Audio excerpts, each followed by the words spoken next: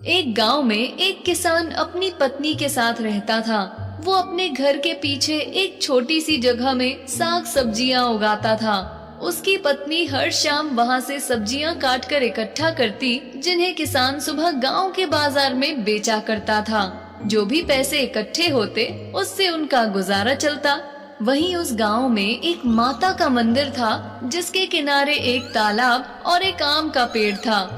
उस तालाब की मछलियां और पेड़ के आम भगवान को चढ़ाए जाते थे, इसलिए गांव वालों का उस तालाब से मछलियां पकड़ना या आम तोड़ना सख्त मना था।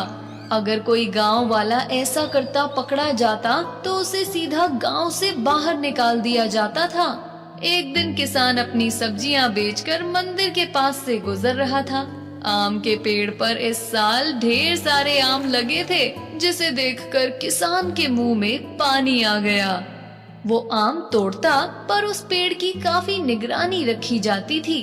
पर जब किसान ने इधर उधर देखा, तो उसे वहाँ कोई नहीं दिखा। तब उसने जल्दी से आम तोड़ा और बहुत चतुराई से तालाब में उस आम को धोने के लिए उतर गया। जैसे ही वो पानी में गया, उसकी नजर ढेर सारी मछलियों पर पड़ी। उसने आओ देखा न ताओ और तालाब में एक हाथ मारकर आधा दर्जन मछलियां निकाल ली, फिर अपनी टोकरी में आम के साथ छिपा ली।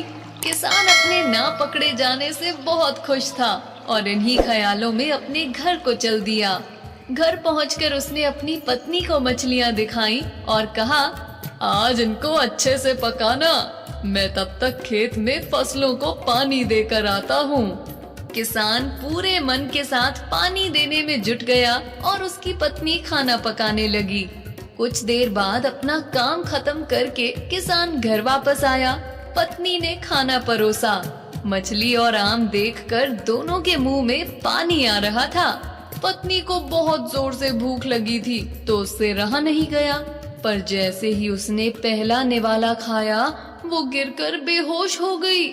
किसान उसकी ये हालत देखकर डर गया।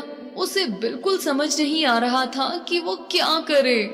इतने में एक आवाज आई, तुमने मंदिर वाले पेड़ से आम और तालाब से मछलियां चोरी की हैं, इसकी सजा तुम्हें मिली है।